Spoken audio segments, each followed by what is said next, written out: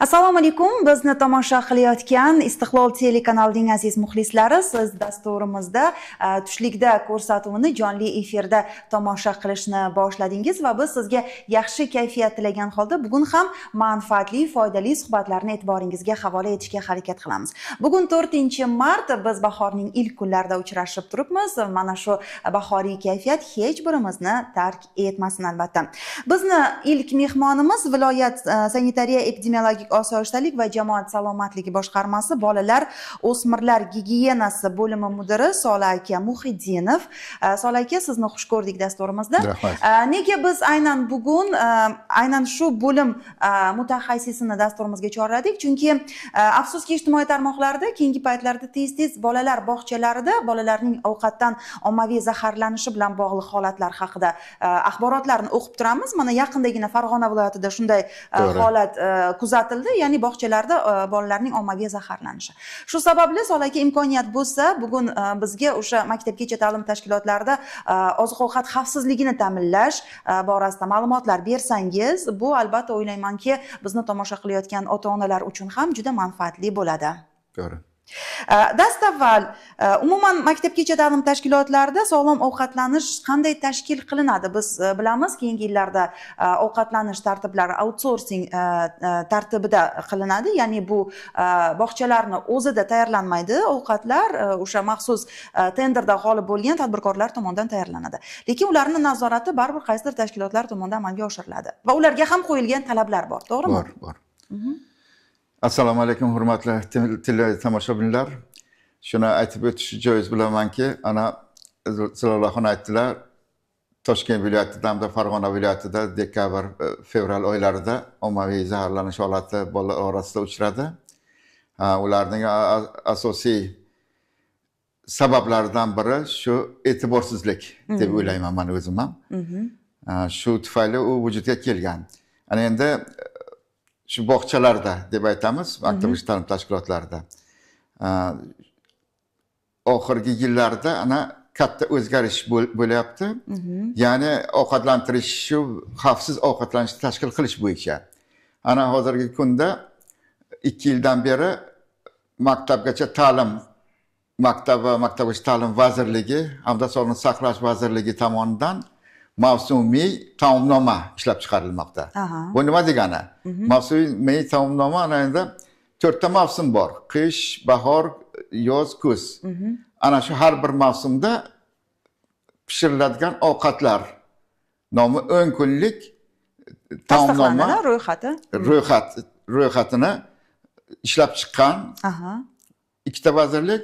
Shundan so'ng ana viloyatlarga tarqatilgan. Viloyatlar maktabgacha maktab ta'limi boshqarmasi hamma hududiy ses bo'limlariga, demak, ses bo'limlariga hamda bog'chalarga tarqatgan u narsani. Tushunarli. Ana shuni yuzasidan demak ular ovqat pishiradi. Demak, ya'ni u hafta kunlari ham belgilab berilgan. Hafta kunlari hammasi belgilab berilgan. Demak, bir kunda hamma viloyatdagi 515 ta davlat bog'chalari bir xil ovqat pishiradi. Tushunarli. Bu tartib shunaqa qilingan. Bu tartib shunday qilingan. Ular qaysi me'yoriy hujjatlar asosida ishlaydi? Ana endi ularda Aqlvoy oshpaz degan kitob chiqarilgan. Qo'llanmami bu? Qo'llanma. O'sha qo'llanmada har bitta ovqatni pishirish texnologiyasi ko'rsatilgan. Ana shu texnologiya asosida ular pishiradi ovqatni. Tushunarli. Ya'ni nimadan qancha solish kerakni, nimadan qancha tarkibi to'liq hammasi berilgan. Shu me'yorlarga bugun qanchalik amal qilinadi? Bu me'yorlarni hamma tashkilotlar, kerakli tashkilotlar, ana bizlarning ham ses tashkiloti ham, ta'lim ham, boshqa nimalar, sog'liqni saqlash hammasi nazorat qilyapti uni. Nazorat ostida. Tushunarli. Shu uchunki undan chetga chiqish qiyin. Solih aka, mana brakiraj komissiyasi degan bir narsa bor ekan. To'g'risi bu komissiya nima ekanligini uncha bilmayman. O'zi bu nima komissiya? Uni tarkibiga kimlar kiradi? Bu oziq-ovqat xavfsizligi javobgar insonlarmi bular endi brakiraj degan komissiya? Endi brakiraj komissiyasi degani ana Vazirlar Mahkamasining 626-qarori chiqdi 19-yilda. O'sha qarorda davlat maktabgacha ta'lim tashkilotlarida sog'lom ovqatlantirishni tashkil qilish bo'yicha bu Vazirlar Mahkamasining qarori. Ana o'sha qarorda belgilab qo'yilgan har birta bolalar bog'chasida deb aytamiz. Demak, komissiya tashkil qilinishi kerak. Brakiraj komissiyasi. Bu komissiya 5 kishidan iborat bo'lishi kerak. Ya'ni o'sha maktabgacha ta'lim tashkilotining tibbiyot xodimi, komissiya raisi, oshpaz a'zolari, keyin tarbiyachi, faol tarbiyachi a'zo bo'ladi. Keyin kasaba uyushmasi, shu tashkilot kasaba uyushmasi hamda ota-onalar qo'mitasidan bir kishi. Demak, 5 nafar kishidan iborat komissiya. Uning vazifasi nima? Vazifasi ana bolalar bog'chasiga o'sha tadbirkormi yoki ta'minotchimi oziq-ovqat mahsulotlarini olib keladi. Shunday. Ana shu oziq-ovqat mahsulotlarini birtadan ko'zdan kechiradi ular. Aha. Ma'qul bo'lsa, sertifikatlari mavjud bo'lsa yoki veterinariya xizmatining xulosalari mavjud bo'lsagina, ana shu komissiya shu mahsulotlarni qabul qiladi. Demak, mahsulotlar sifatini nazoratga oladi. Sifatini nazorat qiladi. Bevosita ovqatlanish tayyorlanish jarayonlarini-chi?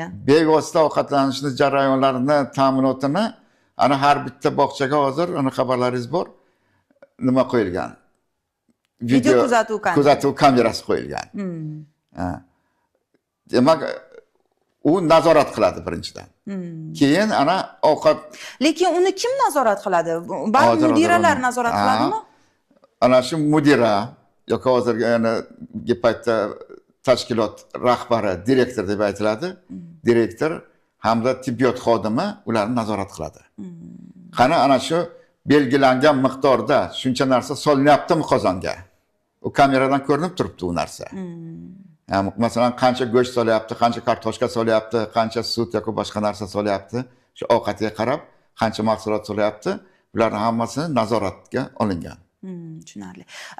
Lekin bir kamchiligi bor ekan, bu brakiraj komissiyasi tarkibiga jamoatchilik tomonidan ham menimcha endi bir vakil bo'lishi kerak, chunki komissiya tarkibi mana hozir o'zingiz ta'sir aytganingizdek, demak, o'sha bog'cha tibbiyot xodimi, tarbiyachi, masalan, yana kimdir. Lekin bular imkon qadar agar o'sha yerda qanaqadir holat bo'ladigan bo'lsa, o'sha holatni yashirishga endi ulgurishi bu tabiiy holat. Shuning uchun umuman jamoat nazorati olib boriladi, jamoatchilik nazorati olib boriladimi o'zi umuman bog'chalarda? Buni ham tartibi bormi? Masalan, siz xodimlar tomonidan o'rganishlar o'tkazish bo'yicha qanaqadir bir ruxsatnomalar bormi? Bor. Endi ana shu jamoat nimasi? Hozirgi kunda ko'pincha prokuratura organlari, keyin hokimiyat vakillari o'shalar tomonidan ko'p topshiriqlar berilyapti. Ular bilan birgalikda reydlar tashkil qilinyapti. Bog'chalarda. Birgalikda kelib, mana to'satdan kirib, demak, qozonni ko'rib, nimalar solinyapti, nimalar berilyapti, ana shular hammasi nazoratga olingan. Demak, sizlar tomoningizdan ham bevosita o'rganishlar bo'lyapti. Undan so'ng ana har haftada bir marta go'sht mahsulotlar beriladi. Ana shu go'shtni ham demak nazoratga olganmiz. Unga ham jamoat tashkilotlari ishtirok qilyapti, ta'lim tashkilotlari ishtirok qilyapti, siz, hokimiyat vakillari, prokuratura. Ya'ni uni sifati tekshiriladi. Sifati molni birinchidan molni kushxonada qanaqa mol so'ylayapti, qanday so'ylayapti, gigiyenik talablarga amal qilinyapti. Keyin veterinar ko'rib ichki organlarni xulosa bergandan so'ng bog'chalarga chiqarilyapti shu narsa. Demak, bu narsalar ham nazoratga olinadi. Bu narsalar ham nazoratga olinadi. O'zim Mansur aka, mana shu bog'chalarda mana tarbiyalanuvchilarni ota-onalari ham bevosita o'sha borib, shunaqa huquqqa egami? Borib, masalan, oshxonada, masalan, bevosita o'zi farzandini sog'ligini o'ylagan holda qaysidir ma'noda borib kuzatishi, o'rganishi mumkinmi? Endi chetdan turib nima qilishi mumkin, lekin ichkariga qo'yilmaydi. Ichkariga kirish mumkin emas. Ichkariga mumkin emas. Даже ses xodimi ham borib tekshirish o'tkazganda xalat, baxila o'shalar bilan kiyib nima qilib keyin kiradi. Tushunarli. Lekin guruhlarga kirib bevosita guruhlarga kirib endi holda nima qilish mumkin? Kuzatishlari mumkin Kuzatishi bo'ladi. mumkin. Mahsulotlarni mana qabul qilishda hozir mana go'sht mahsulotlarini aytdingiz, nazoratga olingan, lekin undan tashqari ham mahsulotlar qabul qilinadi oshxonalarga. Ularning ham me'yor hujjatlari bor va ular ham shu talablarga javob berishi kerak. Demak, ana shu keltirilgan mahsulotning hammasiga sifat sertifikati bo'lishi kerak. Ya'ni masalan pechene olib keladimi, un olib keladimi, guruch olib keladimi, boshqa narsa olib keladimi? Ana shu yetkazib beruvchi tashkilotlar ular katta partiyada oladi. Shunday. Har bir partiyani o'zini, demak, ruxsatnomasi bo'ladi. Shunday. Ana shu ruxsatnomani kopiyasini bog'cha talab qilib olish kerak. Tushunarli. Bu majburiy talab. U majburiy talab. Undan so'ng ana go'sht mahsulotlariga, sut mahsulotlariga, tuxum mahsulotlariga, keyin poliz mahsulotlariga veterinariya xizmati xulosa beradi. Ki shu masalan ximikat kam ishlatilgan yoki mol sog'lom, ana u tuxum masalan salmonelloz xo'jaligidan olib kelinmayapti degan ma'noda ana shunaqa ma'lumotlar bergandan so'nggina uni qabul qilish kerak. Ana shu brakalash komissiyasining ham faoliyati ana shunga qaratilgan. Ya'ni o'sha sertifikatlar mavjudmi, yo'qmi? Shuni ham demak nazorat qiladi. Undan so'ng ana mahsulot qabul qilib olindi. Qabul qilib olingandan so'ng ana omborxonaga joylashtiriladi u narsa. Bevosita bog'chalar, maktabgacha ta'lim tashkilotlarida oziq-ovqat xavfsizligi mavzusida suhbatlashyapmiz. Ya'ni bu barchamizni birdek qiziqtiradigan, chunki ko'pchiligimizni farzandlarimiz, nevaralarimiz bolalar bog'chalarga borishadi va u yerda ovqatlanish bu eng nozik bo'lgan masala va eng ko'p e'tirozlarga sabab bo'ladigan masala ham aynan shu oziq-ovqat demak ta'minoti masalasida bo'ladi. Biz bevosita mahsulotlarni qabul qilish hujjatlari haqida suhbatlashdik va saqlash talablari haqida ham birozgina to'xtalib o'tsak, biz ham jamoatchilik nazorati tartibida iste'molchilar huquqlarini himoya qilish jamiyatlari, qolaversa mahalliy kengashlar deputatlari tashabbusi bilan mana o'zimiz ham bolalar bog'chalarida shunaqa o'rganishlar olib boramiz, chunki jamoatchilik nazorati baribir ishlashi kerak va jamoatchilik nazorati to'g'risidagi qonunda bu haqda ya'ni ko'rsatmalar berilgan. Ommaviy axborot vositalari ham mana shu tarkibda bevosita o'rganishlar olib borish huquqiga ega. Mana shu paytda ko'proq o'sha oziq-ovqat mahsulotlar saqlash talablari biroz buzilayotganiga guvoh bo'lamizda. Bu vaholanki bu talablarga qattiq amal qilinishi kerak va kelgusida o'sha noxush holatlar, boya aytganimizdek, bolalarni ovqatdan zaharlanishni oldini olish aynan bugun mahsulotlarni saqlanishiga ham bog'liq, to'g'rimi? To'g'ri. Ana endi mahsulotlarni demak komissiya qabul qilib olingandan so'ng tibbiyot xodimi bor. Tibbiyot xodimi o'zining maxsus jurnallari bo'ladi, jurnallarda qayd qiladi ki, demak mahsulot sifatli, yaxshi qabul qilindi. Sanalari bilan. Ana endi bularni saqlanishi qanday bo'ladi? Ana endi masalan mahsulotlarni olib keladi, krupa deb aytadi. Boshoqli mahsulotlar, don mahsulotlari. Keyin makaron mahsulotlari. Don mahsulotlari uchun ana maxsus hozir ko'pchilik bog'chalarda 80-90% qopqoqli plastmassa idishlar tashkil qilingan. Shunday. Hajmdagi, katta hajmdagi. Demak, ana shularda saqlash kerak. Uni masalan ana qorin qismida yozib chiqish kerak, qaysi mahsulot bu? Guruchmi, shakarmi, unmi, boshqa mahsulotmi, qanday mahsulot bo'lishi yoziladi. Nima uchun bu saqlanadi ana shunaqa idishda? Chunki masalan nima sichqon yoki turli boshqa kemiruvchilardan himoyalanish uchun. Shunday. Uning ichiga kira olmaydi, uni qopqog'i bor. Shunday. Keyin ana makaron, pechene mahsulotlari ular ham maxsus polkalarda saqlanishi kerak. U polka ham shunday qilish kerakki, yopiq, Yo'q, yopiq emas. U yerdan 20 sm balandlikda bo'lishi kerak. Keyin maxsus o'zini har bitta ravoqlari bo'lishi kerak. O'sha ravoqda yashiklarda, keltirilgan yashiklarda saqlanadi. Makaron ham, pechene ham va boshqa mahsulotlar. Va tabiiyki go'sht, sut mahsulotlari bu muzlatgichlarda. Go'sht, sut mahsulotlari ular sovutgichlarda. Sovutgichlarda. Ayrim paytda shunday bo'ladi, ana endi go'shtni masalan haftalik olib kelyapti hozir, uni muzlatgichda saqlash kerak. Shu uchun hozir bir 70%, 80% bog'chalarda nima bergan? muzlatgich berilgan. Muzlatgichlar berilgan. Muzlatgichlar berilgan, shu muzlatgichda saqlanayapti. Shunday mahsulotlar borki, ularni yonma-yon saqlash mumkin emas. Yonma-yon saqlash mumkin emas, shunday mahsulotlar bor. Masalan, ana pishloq bilan sariyog'. Sariyog' ko'pincha hidni tez tortib oluvchi hisoblanadi. Tushunarli. Ana shuning uchun agar birga saqlansa agar, u hidni tortib oladi, bir kapchonni hid kelib turadi-da. Demak, bog'chalarimizda shu talablarga rioya qilinyaptimi? Qilinyapti. Unga, demak, birinchi ana sesni borgan paytda vazifasi ham, masalan, sanitariya qoidalari, normalariga ham berilgan narsa ana shuni tekshirish. Tushunarli. Qanday qilib saqlanyapti? Chunki bundan ko'p narsa bog'liq bo'ladi. Shunday. Saqlanish muddatlari, saqlanish holati albatta. va hokazo. Keyin tuxumga asosiy e'tibor qaratilyapti-da hozir. Masalan, tuxumlarni olib kelyaptilar nimada, fleykalarda. Ayrim bir nimalar borki, juda ham ifloslangan bo'ladi. Fleykalar. Fleykalar. Ana shu bilan xolodilnikka kiryapti. Unday qilish kerak emas. Chunki xolodilnikda u muzlatgichlarda boshqa mahsulotlar ham bor. O'sha uchun olib kelindimi, tuxumni yaxshisi yuvish kerak. Yuvishni ham o'zining qonun qoidasi bor. Uni masalan olgandan nima fleykadan olib bitta idishga soladi. Idishni suv bilan to'ldiradi. Ustiga chayni soda soladi uni. U bir 15 minut turadi, ivib, keyin oqma suvga yuviladi-da, keyin olib qo'yiladi.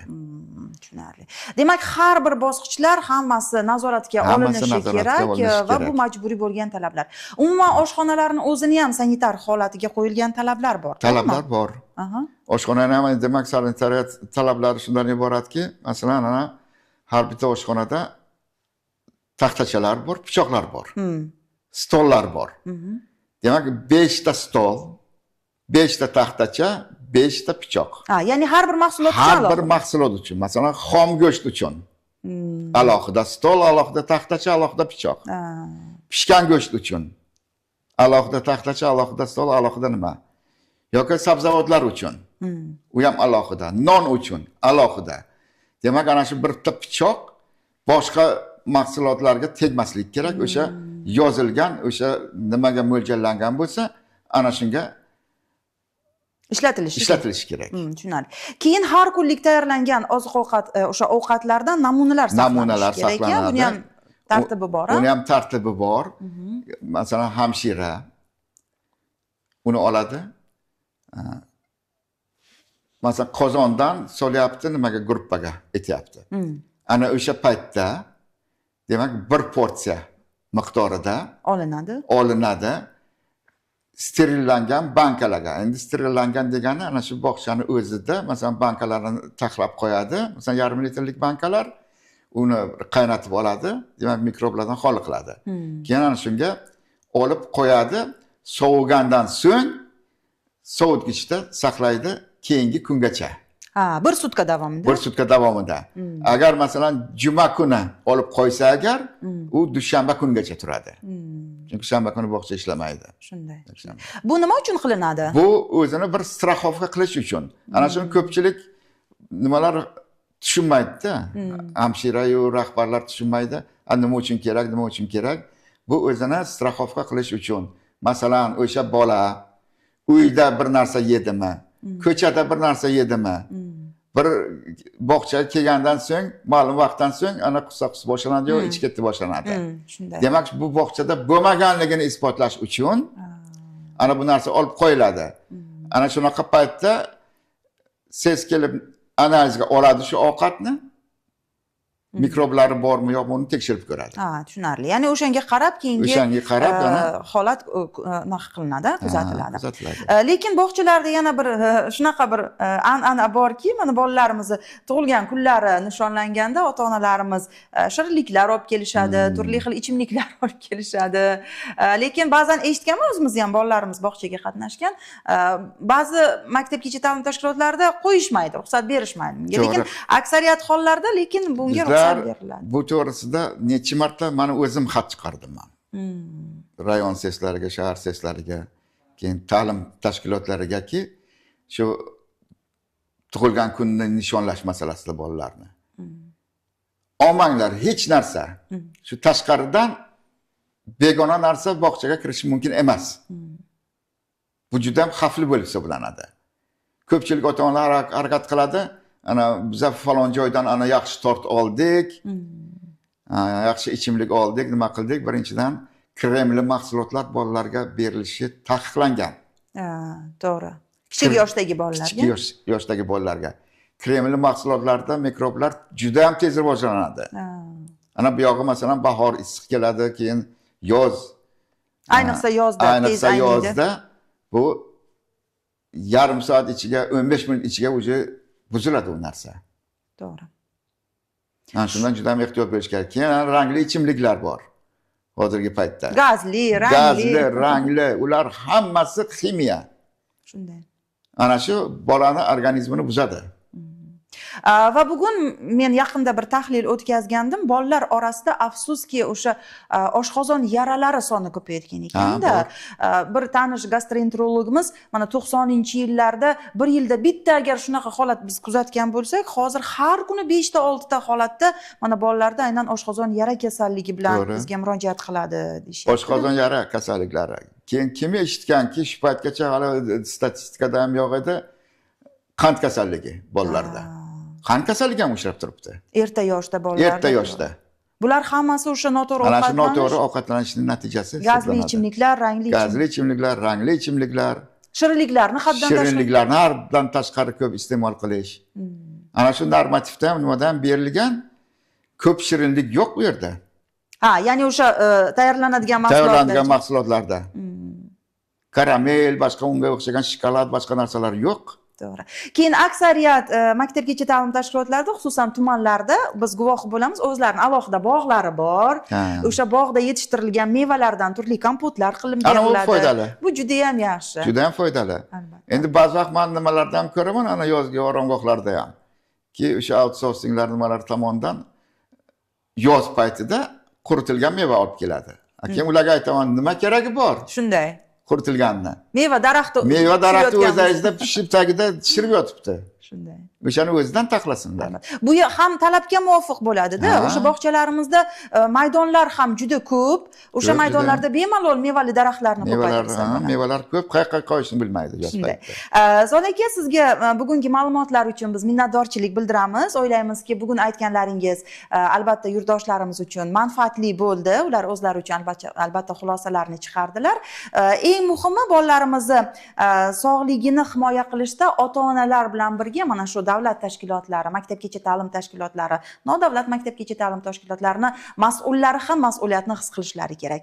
Ana shundagina o'sha yuqorida aytganimiz noxush holatlar, bolalarning ovqatlardan zaharlanish holatlariga turli xil kasalliklar uchramaydi. Sizga yana bir karra minnatdorchilik bildiramiz va keyingi dasturlarimizda albatta sizni kutib qolamiz.